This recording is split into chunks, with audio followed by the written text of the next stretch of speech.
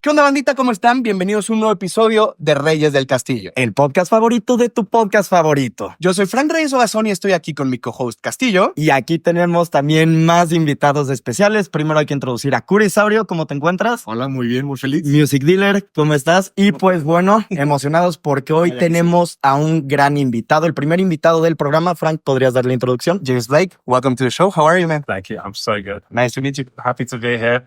What handshake are we doing? Are we doing this one? This one's good. Yeah, so we would like to start by talking about your new song and the music you're playing right now. Yeah, sure. Could you start? After over a decade of working with major labels, you made the shift to independence. Can you walk us through the decision-making process behind that transition? Yes. I felt there's a number of reasons, but I wasn't able to release when I wanted to. Okay. I didn't feel that it was tailored to me specifically. Didn't feel like it was geared towards my needs. And also I felt like the deals were a rip-off. And it doesn't really make sense anymore in like 2024 it's like a package holiday. Yeah. You know, it's like you kind of want to choose your own adventure. Perfect. So you have control Yeah. of your project. Yeah, sure. Also, I want to know, you've been making music since you were very young. So I'd like to know, what have you learned the most, or what has the biggest mark for you? Well, what have I learned the most? I think you mean like music. Like music, yeah. I've probably learned sometimes I think my main issue is that I do too many things at once, right? And so I have to restrict myself a little bit, stop myself from overcomplicating things. And also because I'm an overthinker, I struggle to just tune in to myself. If you see what I'm saying, because music is a lot of the time it's really a spiritual thing, right? But if you're thinking, it's very difficult to kind of allow that channel to happen. So, if you're worried about what people think or worried about the technicals of the music, and so I guess the problem is that I wear too many hats. Like I write, perform, mix, like produce everything, perform everything. So it's like, I said perform already, but I do all of those things at once, right? Yes. And sometimes that's too much and I get confused and then songs don't get finished. And so I'm learning to allow to kind of simplify and kind of allow people into my process as well to help so that I don't have to wear all the hats. And also they have better ideas sometimes. So, Yes. Nice. Yeah. Well, James, with over 10 years in the music industry, I don't know, how did you still sound like very fresh in each project? So my question is what's the main, what's the secret to stay, on a modern day music, but to be loyal to your project at the same time? Good question. Well, firstly, I start everything from scratch. So there's no templates or anything, like every sound is made from scratch. Secondly, I think it's personal growth. It's like I'm not really tied to a specific sound, really, but I think the more I grow as a person and I self-investigate and I change the aspects of myself that don't work anymore, and the more I allow, the more I work on myself, really, then the things I want to talk about change. So therefore the songwriting changes. Also, I've, I get bored easily. And I have the tendency to move on pretty fast. So if I've made something, it's like, okay, I've done that. Okay, so then how do you push yourself to keep evolving? And also, what advice would you give to new artists and maybe even mainstream artists that are stuck with the mainstream sound and with this mass consumption? Oh, if To they're keep stuck with evolving. the sound Yeah. to keep evolving. Well, Yeah. I think if you produce yourself, it's easier Okay. because, you know, that firstly, you're in control.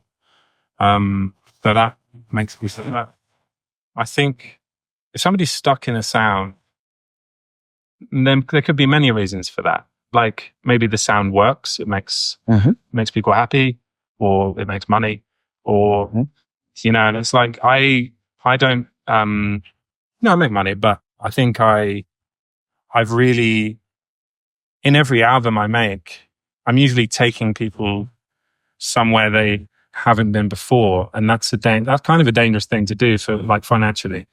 It doesn't really work to make money that way. Normally, it just pisses people off. So, you know, and some people are willing. You know, my fans are willing to go with me, which is why I'm very grateful to them. But generally, it's hard to like. I have so many different types of fans. Like some people who are just into really, really left field electronic stuff. Some people who really just love pop music and they love that aspect of what I do. And then people who love hip hop, who appreciate the things that I did with some rappers or singers from that genre. It's like, I can't really make everyone happy. So I think, it's a case of, just following what I feel like doing. Okay. Yeah. That's the key of innovation, right? I think so. I think honestly, innovators jump first. Yeah. You know, and the thing that I've done my whole career, even if it's shot me in the foot, has been jump first, and that has led to lots of disappointment, but also it's led to a lot of it makes me really happy, and it's led to the right people appreciating it. Yes. Yeah. Yeah. Another topic, you recently dropped a new song. Yeah. Yeah. Yeah. So we can talk about Like the End now, and it's a big song. We've seen that your fan base, it has a great reception. You seem to like it. Yeah. We'll love it. The music video is amazing. We'll talk about the music video later because there's a lot of things to talk about that. Sure. But first, I would like to talk about a line that you have about the importance of being vocal about your thoughts and mind. What do you think and how necessary is for the industry leaders and artists to speak up? I think I encourage people to speak. So only take on what you can handle. Okay. So like, I think that comes to politics. It comes to anything, you know, if you think that you can handle the backlash that comes with that, then I support you. Yes. But I don't encourage people to speak out just because there's, you know, because people want you to, or because there is, you know, some, you know, you're terrible if you don't. And, you know, I don't believe in pressuring people to speak before they're ready and before they really understand what they're saying. So I think when it comes to the industry, it's like you need a certain level of establishment to say things without serious repercussions. And, you know, I'm already facing repercussions for what I said about the industry. And luckily, I was established. So there was, to some extent, like, even though I won't get the same level of support, and it will be much harder to promote my music than it was before. And when I go on tour, I'm going to have to do things so differently, and it's going to make a lot, you know, it's going to be a lot more expensive at first. And my, you know, Vault, for example, the thing that I am putting some music out on, and you know, building a community there. It's like we started again. I basically started again. Yeah. So that was hard, but really rewarding. And I'd say that it's, you know, it's been a really stressful and tough year, if I'm honest, but also a really rewarding year. And I feel really in control in a way I never felt before. So I think if you're ready for that kind of level of scrutiny, not everyone might agree with you. Some people don't want to be told that music that, that they need to pay more for music. It doesn't make fans very, very happy. A lot of people don't really like hearing that. And, I understand why. And, I didn't mean to make them they're not the reason.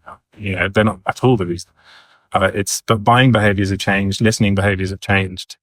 And I think, the labels and streaming services have kind of come together to profit as much as possible from that model. And the people who are suffering the most are artists. But I do believe the listeners are suffering too in quality. So I think that I think musicians and fans, and you guys are all, music fans, like real listeners, and collectors.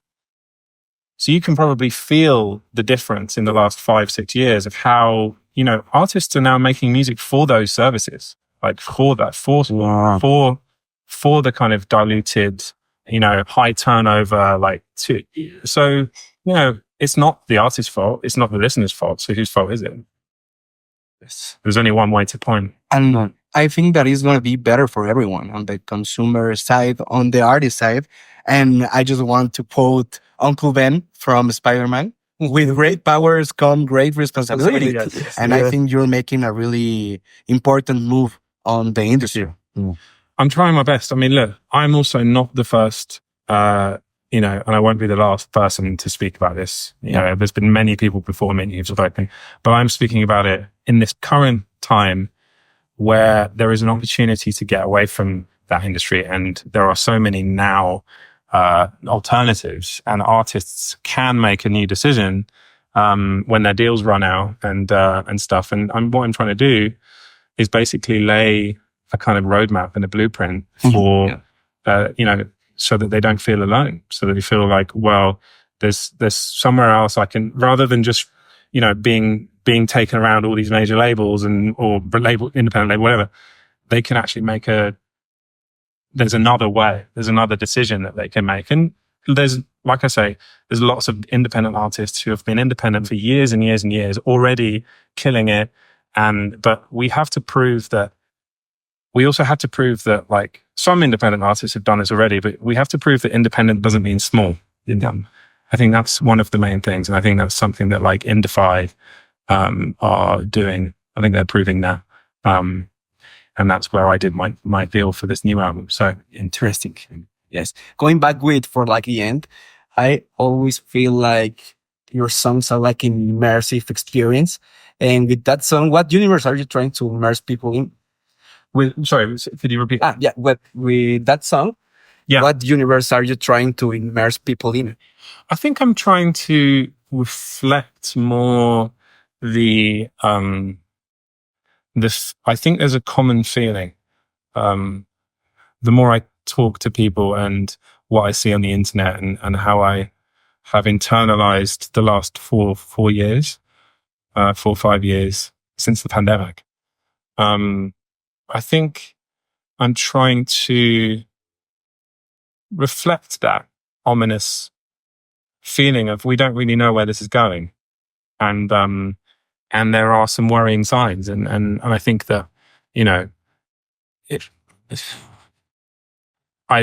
the reason the song ends in a very peaceful, beautiful, like major key, like harmonious way is because I truly believe that, things will grow again, and that the nature heals, as they say. So I think whatever it is, the current moment, that we're seeing online, and, the song talks about not being able to believe what we're seeing because you don't know if it's real or not. We can't agree on what's real and what isn't real. And, that's a very scary place to be as a society. So I think, ultimately the song ends with an optimistic tone. Yeah. Yes. And that's how I Beautiful. The themes of morality, identity, and social issues in like the end seem particularly pertinent in our current age of technological advancement. How do you think AI could shape the future of music, both creatively and ethically? That's a really big question. And a good question, but I think there's obviously many ways it can change it, right? Yeah. AI can be a way for labels and streaming services to flood the market with AI made music that they own. And people who don't care about music will just hear it and not realize. Then it can be played in all the cafes and coffee shops and everywhere around the world, and, you know, airports, and we can all just say goodbye to royalties for musicians. That is one avenue. Yeah. The second avenue is that people don't accept that, and people still want to buy music, and it turns into a kind of fork in the road. And actually, my personal feeling is that I think those companies will try and do that. I think they're already trying to do that. Yeah. But I don't think that will. I think what that will create is a different industry. That won't be the music industry anymore. That'll be another industry. And I think what we will do, as in me and you guys, we will go and create our own industry, which is, you know, the love of music and the creation of music. Yeah. By people. And through connections. And true connections. And the middle path is that musicians will use AI to create some beautiful music. I don't think, because, you know, there are ways to use it that are creative. I don't think that AI is necessarily, you know, it's a bit like social media, you know, it's like it wasn't always bad, you know, and yes, it's kind of fucked everyone up, basically. But, you know, like initially, I remember the time where, like, before the internet was kind of owned, like every corner of it was owned and pushed into these tiny kind of like apps and like closed ecosystems. I remember when the internet felt free, like a new place to receive information, and people were treating it like with like a certain kind of open mind and a good, and people were taking each other at, you know, in good faith and hope. I remember that time. And, you know, I just think, you know, if things become corrupted, it doesn't necessarily reflect on the technology itself. But Phineas, I was watching Phineas talk about AI. He was asked about it, and he said one of his friends said that when they heard AI music, they realized that there was really a soul, because it showed how little you could feel it. You know. Wow. And that's paraphrasing him, Ben. But that's interesting to me. Yeah. You know, maybe AI reveals once and for all what it is that's special about us. And I'm here for that. And I also think that AI, you know, so this is probably too long for your No. So the way I think about music is that so in terms of recorded music, right, we've gone from like wax cylinder to, you know, gramophone to vinyl to whatever, to, you know, all these different, to, you know, tape, mini disc, and so on, you know, CD, and then Napster, and stream it, and then streaming, or iTunes Music Store, and then streaming, and each time there's an upgrade, this feeling of ownership over that music gets less and less. So it's like it becomes less and less tied to us, like tied to the earth, tied to what you can feel and touch. And I think that eventually the next phase after streaming, which is all the way up here, now we're in the cloud, AI, it just falls back down like rain. And we just end up back where we started, which is with each other and with ourselves and our hands creating things, and also live music, because live music is the one thing, and you know, thank God I get to play, like today, playing in Mexico City is the answer to all of this. Yeah. You know, like just playing live and going to see people play live is the answer to everything we're saying. And the direct connection. Yes. Yeah. Like figuring out new ways of selling bad music is not like, is not my, I don't, but what this might do is point everyone to the artists who can really play. Like, how many of those are left? Yeah. That's a question that, you know, like artists should be prepared for, is like, make sure that, you know, you're not just a studio musician who has no practice live, because when this shit hits the fan, people are going to be looking to who can actually perform. Yeah. You know, and performing on a mic in the studio is very different from going out on stage. It takes years of practice to feel confident in that. And crowd work. And crowd work, which is, I'm still not very good at, but well, you know, I can do the playing part. So that's my thing, is like, where this all ultimately leads, I think, is back to the analog, back to ourselves. Yeah. Well, James, actually, this one is also a very deep question, and it's related to your new song, like The End. Okay. Well, do you think this marked the end? Do you think this marked the end of something, or is the beginning of something new? I mean, it's related about the video. It's related about what we're talking about right now. I think it's, like I say, it's a reflection, but I would say that, like, we are witnessing the end of being able to depend on information. We're witnessing the end on knowing if a video is real, knowing if a voice is real, knowing if somebody really played that keyboard, knowing if, you know, the person you're arguing with online is a real person. Knowing if we are, you know, knowing if you're, you know, self-diagnosing, you know, not need, you know, loss of faith in experts,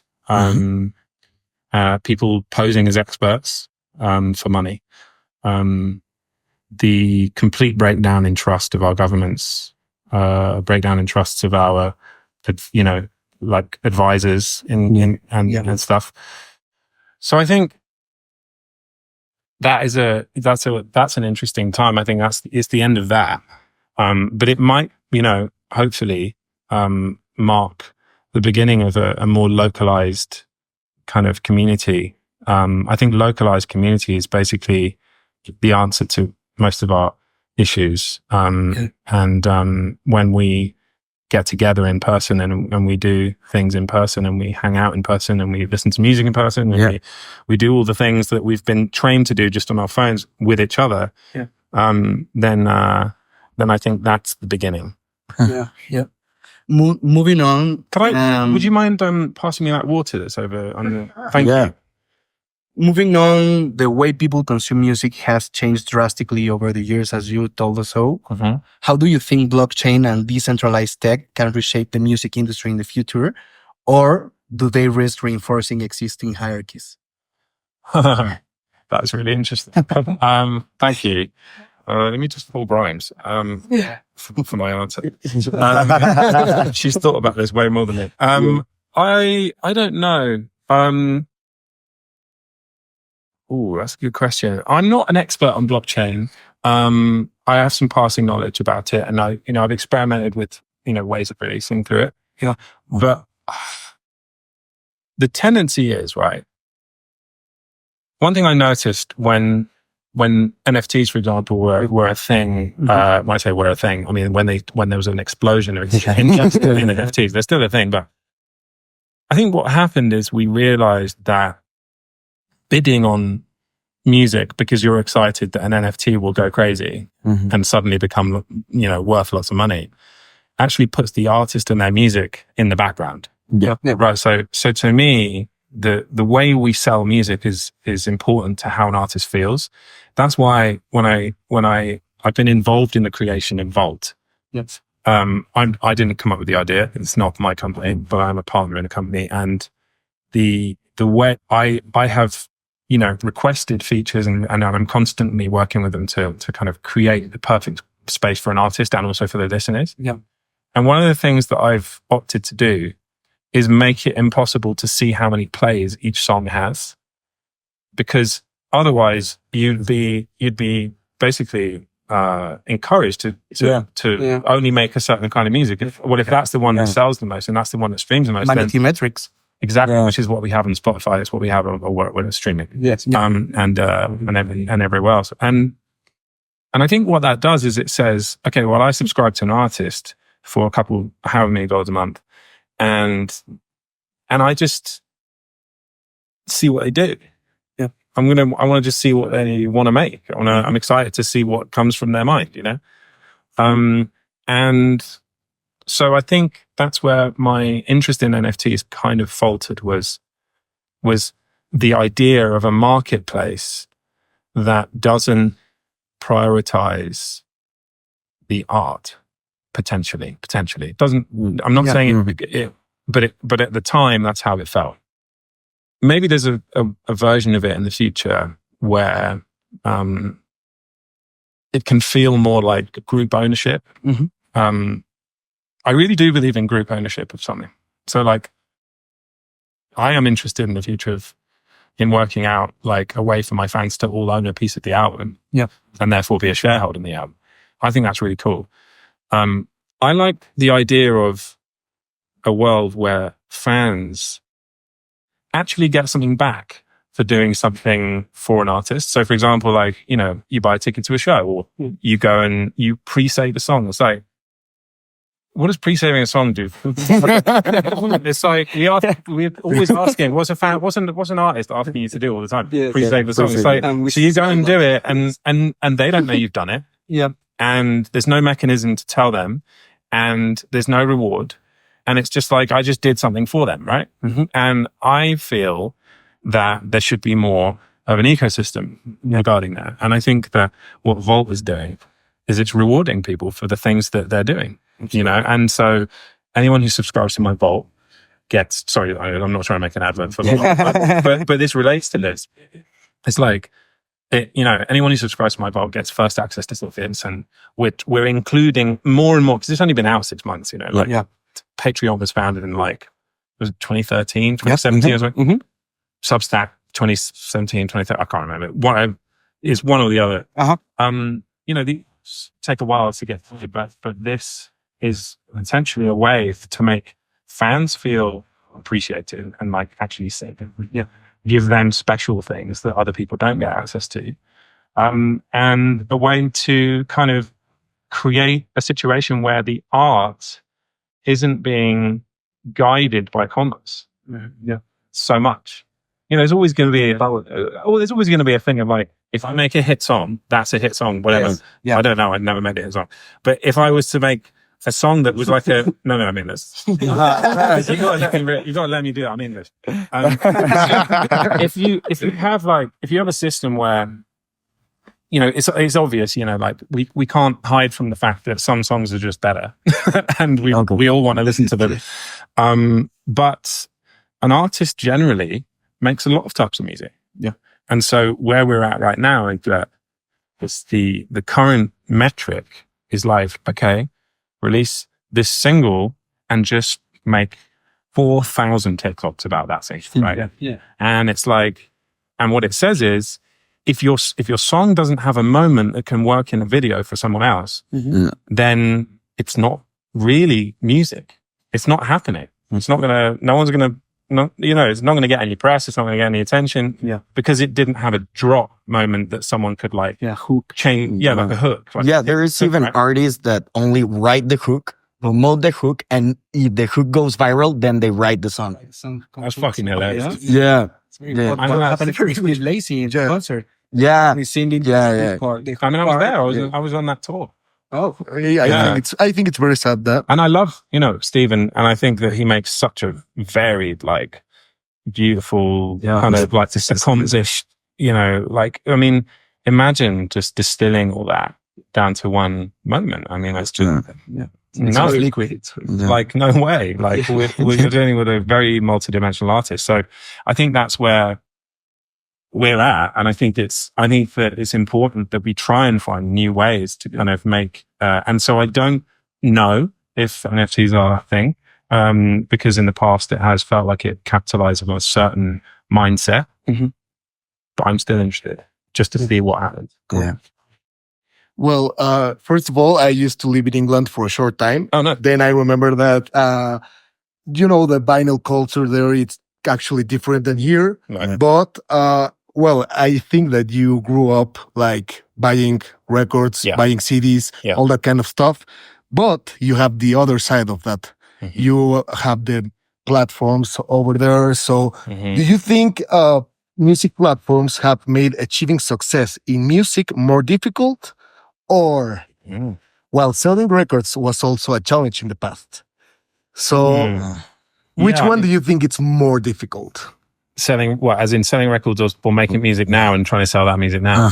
I think it's much more difficult to be successful now because there's just so many more artists and there's so much more turnover, and the media doesn't have as much money, and really you guys are the new, you are the new music journalism, and that's a good thing in lots of ways, but it's also, when you want to go to, like, I don't know, there's like blogs that don't have any, used to have lots of power and like lots of like journalists. They don't have any time, or they don't have the budget, or the kind of, what's the word? They just can't reach, or like, can't actually speak. They don't have resources. That's the word I was looking for.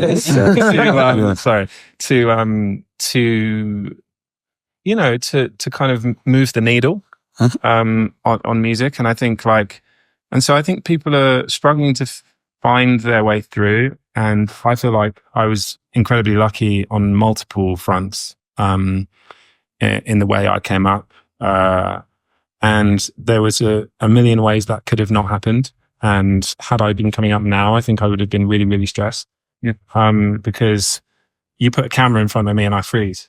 So apart from this one, I mean, I seem to be doing okay with it. This conversation, like you just, when people come up to me and they point their camera at me, I'm just like, freeze. I'm like, I'm just I'm not used to it. Like my growing up, I didn't grow up with cameras on all the time, or like the phone just with a click of the button, you're just on. Yeah. Or like people just live streaming really freely. It's like it's a generational thing maybe, but it's totally, and I don't think there's necessarily anything wrong with it if you act in the right way. But I just think because I'm so camera shy, like I guess I can't imagine how I would succeed today. I don't have that. I don't have the thing. At the same time, you live both sides of the story. You live, when you grew up, you buy records, and when you grew up more, you have to save the song on Spotify or on Apple Music. So yeah. You have both sides of the story. Yeah, I mean, in a way, there were other ways in which it was difficult, but I mean, for me, it was like sending thousands of fucking emails to people, just being like, "Hey, I just made this tune. What do you think?" To DJs, and like, my come up was a bit different. It was like, there were DJs playing, like a lot of it was some of my earlier stuff. And I was just shopping it around and like hoping that a DJ would play it. And then like N-Type was a dubstep DJ, was one of the first people who played my music on Rinse. And then you had like Ben UFO started playing my music. And then Joy Orbison we started hanging out and he was playing my music. And I was just like, that's when I gave my tunes to Mala. Literally, I stood outside Digital Mist, like DMZ, at Brixton, Mass.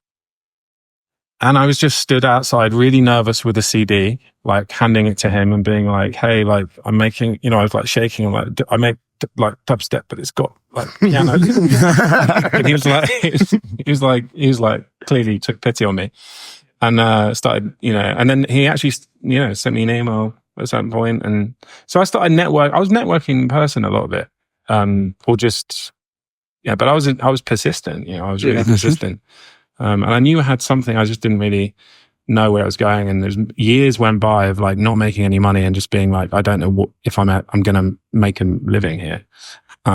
Maybe I'll just going to have to do something else. But I still made it relatively young, and I was very lucky for that.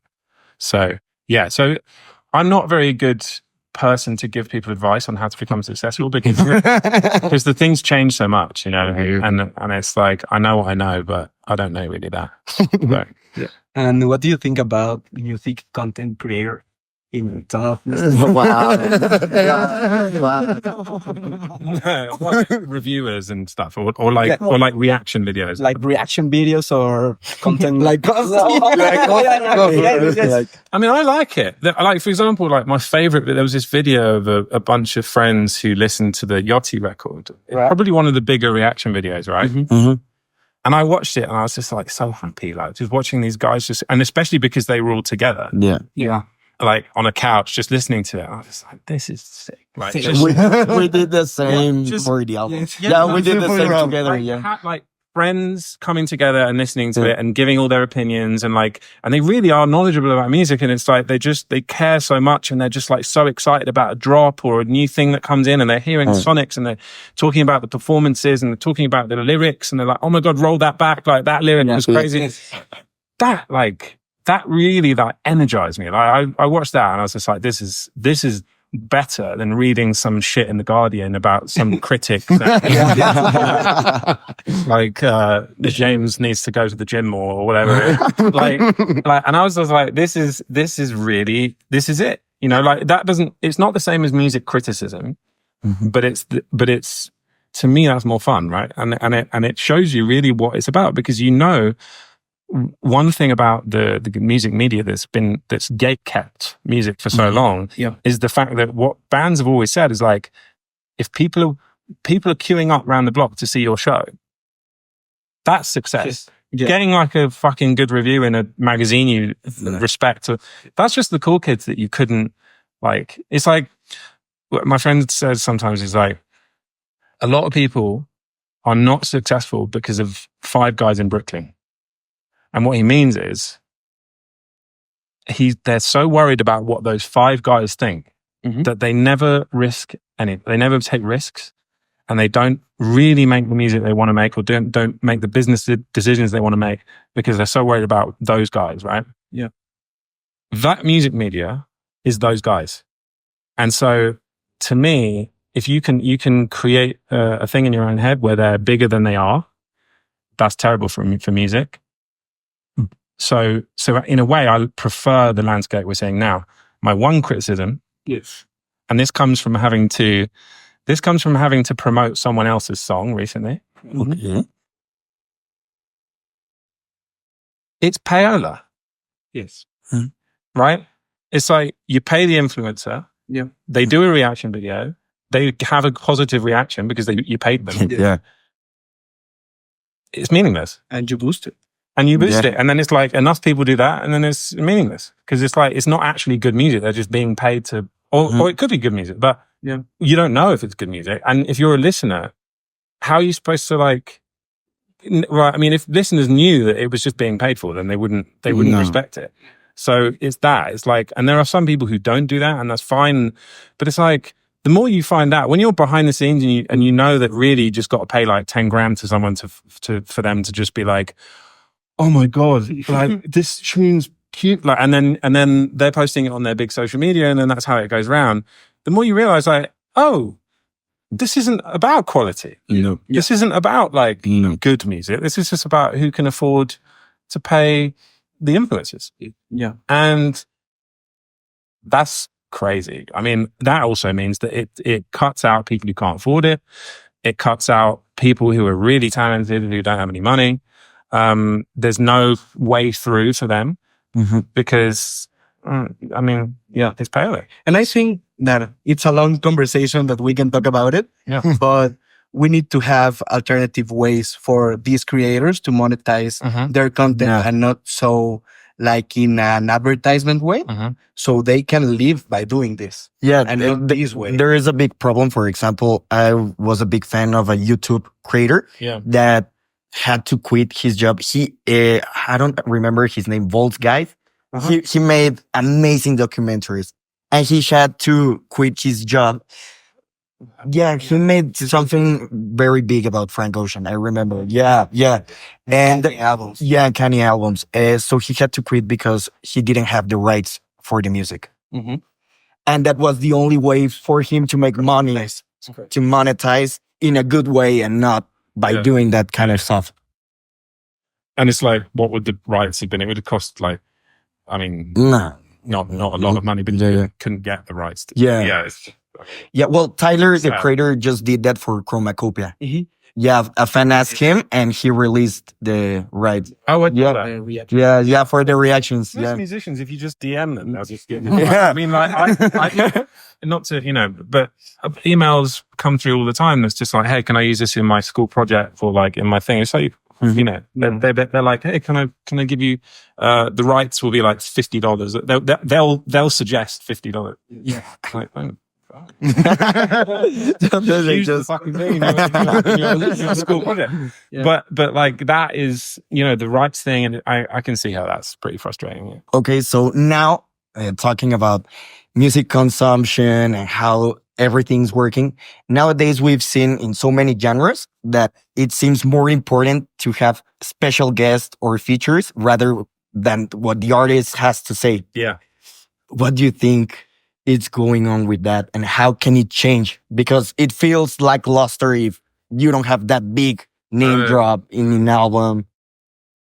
I mean, my label are always trying to get me to do get features on the album and stuff. And I saw it. Like, I see why.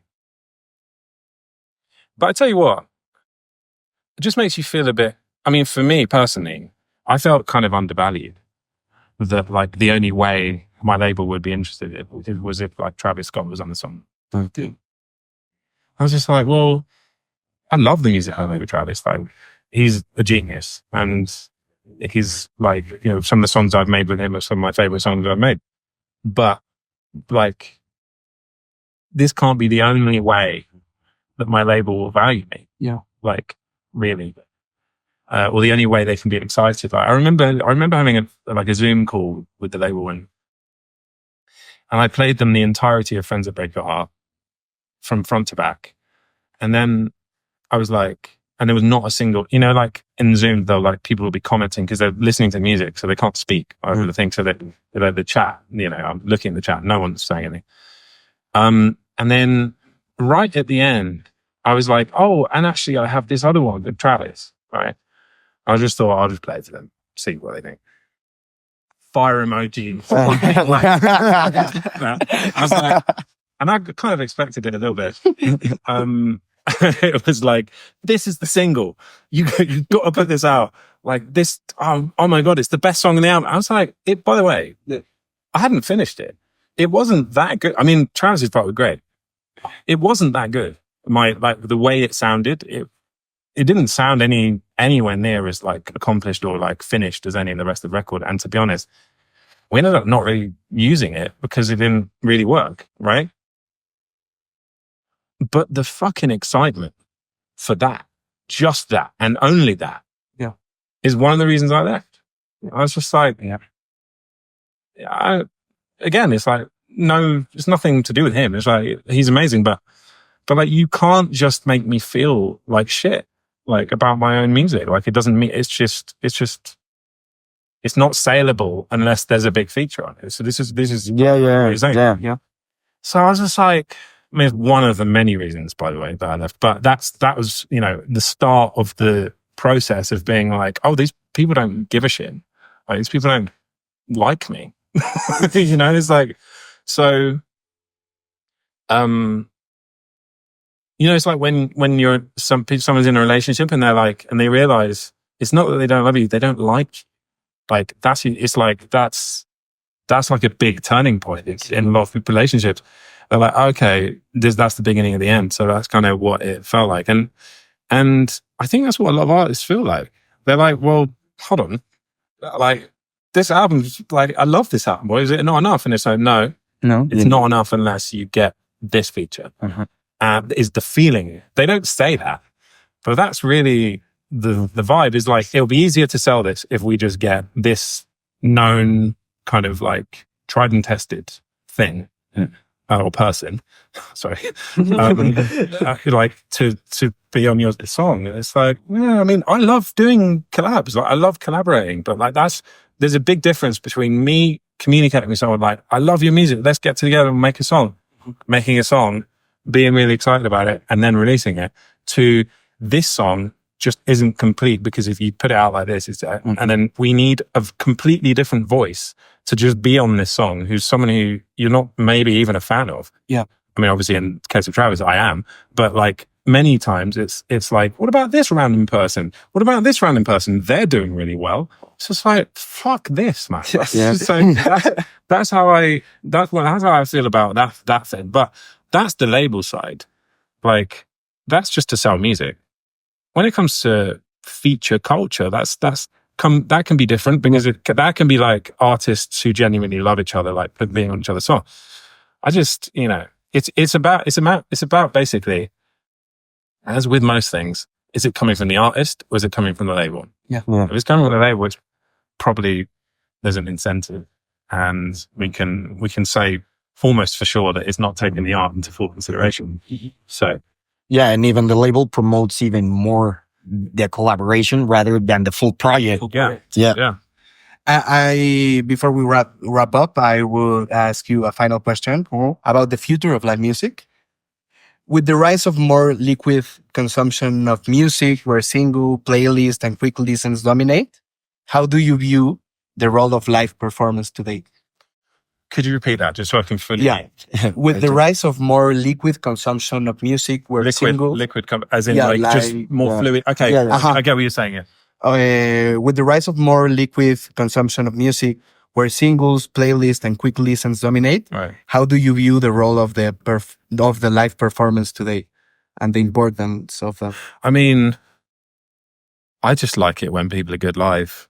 I care about that more than most things, more than most aspects, to be honest. It's like, I went and saw Doechii recently.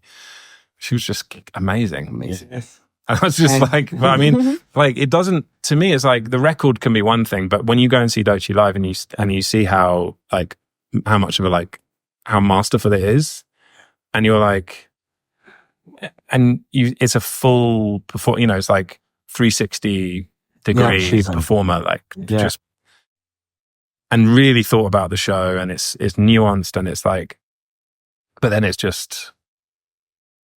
perfectly put together, and to me, if she come out with that album but didn't have that, then it's cool. It's cool. It's great album, amazing album that I love. But the longevity aspect comes from the fact that you can go out and do that live, right? Yeah. And I think the thing that separates the good from the great is being able to just really kill it live, basically. And do you think that can they be a place where artists reclaim control over their art and connection with fans, especially in the industry where financial models often leave little room for the artist's voice? Sorry, I'm like on the live shows. Someone basically. Anytime something goes by, I'm looking at you and I get distracted. No. So, do you think with live performance, artists can reclaim control over their art and connections with fans, especially in the industry with financial models that often leave a little room for the artist's voice?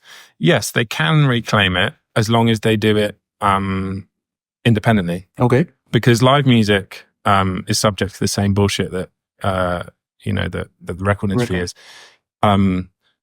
Every venue, marketing agency, ticket selling service are just taking the emails and phone numbers of everybody who come to see you. Yeah. And then they market to those people, and they don't give you that data.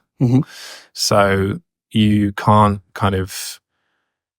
really build your audience, and actually reach them. And you don't know who they are. They came to the show, but you don't meet them. So then how do you get in touch with them and tell them you've got another show or you've got an album coming out or whatever? So it's Instagram can't reach anyone there.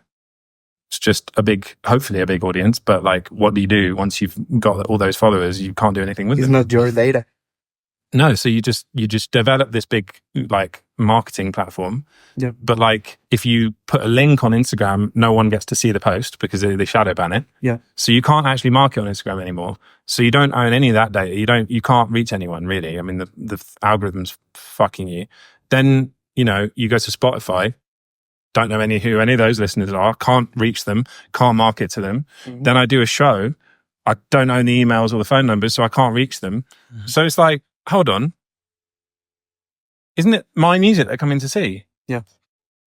Like, what the fuck's going on? Absolutely. Like, how? Okay, so, I see. So I build a big audience and then you profit from them. Yeah. Ah, okay. Cool. And then you give me like a small fucking cut, by the way, of a tour. And I think it's like a lot of money, but it isn't. And it's a loan. It's a loan, by the way. Yes. So, yeah, it's just like, I mean, why do you think I'm starting all these fucking, you know, like trying to set this roadmap up? It's like, it's all about that. It's all about artists owning their data. It's all about artists getting away from platforms that don't actually allow them to reach their fans. Yeah. And it's about kind of finding their voice through that, because your voice is only relevant if you've got a community to hear it. And if they can't hear it, then you spent your whole life learning how to do this for what? Yeah. And do you think that this can change? And how? Yeah. How do you think that I'm doing it? Yeah. Absolutely. And many others, you know, like we're doing it. Like we're gonna, you know, artists who are like-minded, and people who've already done it for themselves, are going to change the industry. Yeah. Amazing. Well, thank you for being here. We need to leave. Yeah. For them to record something. Sounds good. Something extra. Thank You so much. Thank you. Good luck on your show in Mexico. Thank you. We're going to see you later on the show. Yeah. See you later. And So, thank you very much. Thank you very much. And let me give the outro in Spanish for everyone. Muchas gracias por ver este capítulo especial que de hecho duró muchísimo. Entonces estamos muy agradecidos. Espero que lo vean completo, les haya gustado. Obviamente las redes de Kuri, Dealer, Frank, and James Blake, your social anything media. you'd like to share, promote. This is Spotify. It's Go download both. I mean, No, absolutely. I have so if you want to, you know, obviously you can follow me on social media. I'm James Blake. Yep. And on everything. But then also, if you are a fan and you want to hear about things, is it this camera? Yeah. You want to hear about things that I'm doing, or you want first access to tickets, or you want a load of unreleased music that I'm putting out virtually every week. Yeah. Then that's the place to find it. And also, it's a chat room. I'm chatting to my fans there, and you know, we're building a community. So that is vault.fm/James Blake, I believe. So there's an app, Android, I believe, and iPhone. Yeah. So it's good. It's starting to get really good now. Yeah. And we'll leave the links below. Yeah, Les dejamos todos los links abajo de todos los que estamos por acá y los vemos en el próximo episodio de Reyes del Castillo. Muchas gracias por ver. Chao, chao. Les mando un beso donde lo quieran. Adiós. Adiós.